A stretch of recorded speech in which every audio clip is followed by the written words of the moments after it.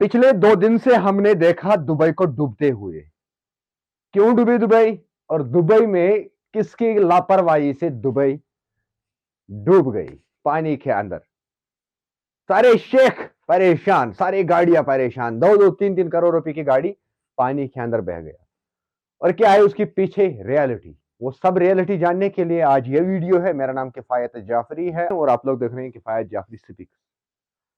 Reality यह है कि इसके लिए हमें जानना होगा क्लाइमेट पहले, क्योंकि क्लाइमेट के अंदर बहुत सारे टर्मुलेंट कंडीशंस हैं। अगरचे एक साइड से देखेंगे आज की टाइम पे ग्लोबल वार्मिंग है पूरा दुनिया के अंदर, हर जगह अर्थ जो हमारा लैंड जो है, जमीन जो है, वो हीट हो रहा है। क्यों? हमने सारे दरख्त काटे, हमने सारी चीजें उड़ाई। अब इसके साथ साथ जो टेक्नोलॉजी का इस्तेमाल किया जा रहा है ना आज की टाइम पे, जिस टेक्नोलॉजी का इस्तेमाल किया जा रहा है उसको कहते हैं क्लाउड सीडिंग।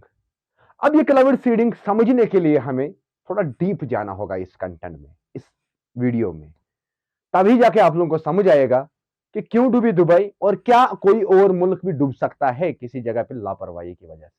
क्लाउड सीडिंग से आप लोग बहुत सारे चेंजेस ला सकते हो अपनी लाइफ में, लेकिन टेक्नोलॉजी जितनी आसान है उतनी ही ज्यादा खतरनाक भी है। अगरचे दुबई की गवर्नमेंट अभी इनकार कर रही है, हाथ खड़ा कर रही है कि नहीं जी हमने आज की टाइम पे क्लाउड सीडिंग नहीं की, लेकिन राज यह है कि पीछे से उन लोगों ने 6 फ्लाइट इस क्लाउड के अंदर भेजे और वहां पे सीडिंग की। अब ये क्लाउड सीडिंग है क्या? पहले पहले हमें यह समझना है। देखो, जैसे ही बाथरूम के अंदर हम जाते हैं, हम नहाते हैं गर्म पानी से या ठंडा पानी से, लेकिन मौसम गर्म होगा। अगर ठंडे मौसम में हम गर्म पानी से नहाते हैं तो भाप उठता है ना, वो जाके शीशु के ऊपर रुकता है, तो उसको कहते हैं वाटर वेपर्स। तो वो वाटर वेपर्स जो एक दूसरे के साथ मिल जाते हैं और आहिस्ता आहिस्ता जब ही वहां पे ठंडी हो जाते हैं, इनको आइस क्यूब्स जैसे बन जाते हैं। और आइस क्यूब्स बनने के बाद इनकी जो ग्रेविटी अट्रैक्शन है, ग्रेविटी अट्रैक्शन स्टार्ट होते हैं तब जब इनका वेट वहां पे बढ़ जाता है। ग्रेविटी अट्रैक्शन क्या है कि हमारे जमीन के अंदर खिंचाव है, इन चीजों का खींचते हैं इसको अपने साइड। तो जो आइस क्यूब्स ऊपर हमारे क्लाउड में बन जाते हैं वो फिर बारिश के तौर पे हमें नीचे आते हैं। फिर डिपेंड करता है हमारा वेदर, आसपास का मौसम, उस एरिया का मौसम। अगर वहां पे गर्मी होगा तो बारिश गिरेगा, अगर वहां पे ठंडी होगी तो बर्फ की सूरत में आएगा। अगर नॉर्मल होगा, मिड में होगा, तो वो आइस क्यूब्स जैसे गिरेंगे। इसके पीछे रियलिटी ऐसे ही है। लेकिन अब बात है कि ये देखो अब ये क्लाउड सीडिंग होते कैसे हैं।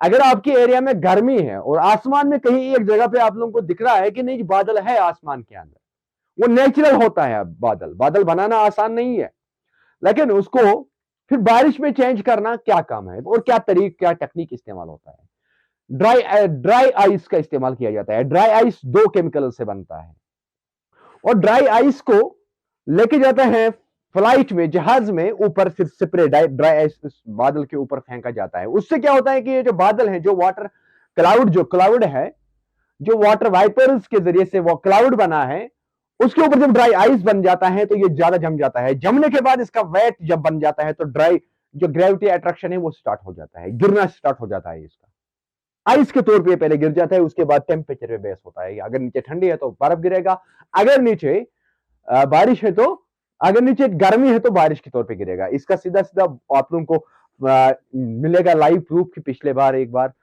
दुबई में बर्फ गिराया गया आर्टिफिशियल तौर पे। उसके पीछे वजह यही था, ज्यादा आइस ऊपर बनाया गया, उसको ज्यादा ड्राई आइस का इस्तेमाल किया गया ताकि वो नीचे बर्फ के तौर पे आया।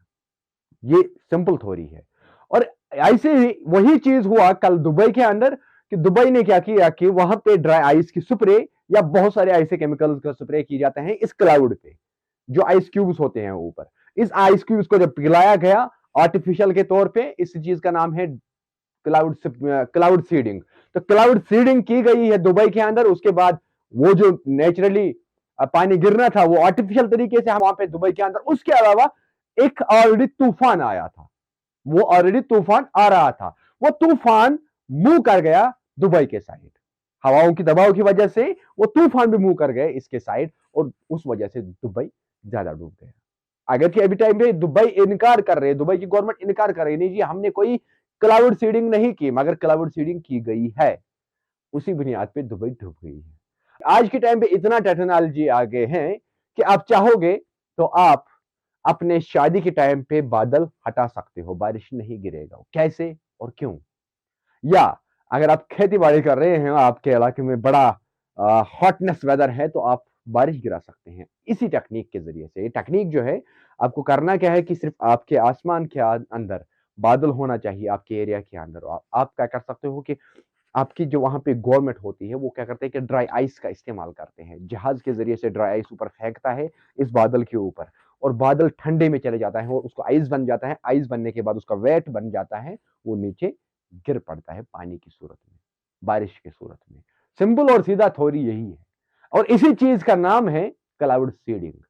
क्लाउड सीडिंग सिंपल थ्योरी है कि आज ड्राई आइस का इस्तेमाल किया, क्लाउड को फेंका, यानी कि जो बादल है उसके ऊपर फेंका, और वाटर वाइपर्स जो हमारे जाते हैं ऊपर, बादल बन के उसको आइस बन जाता है। एक दूसरे के साथ मिलके वो सारे मॉलिक्यूलर जितने भी होते हैं पानी के, मिलके नीचे बारिश के तौर पे या बर्फ के तौर पे आते हैं। सिंपल थ्योरी है, और यही टेक्निक आजकल दुनिया भर में है। लेकिन इससे नुकसान क्या होता है? नुकसान इससे यही होता है जो कल आप लोगों ने देखा, अनकंडीशनल बारिश।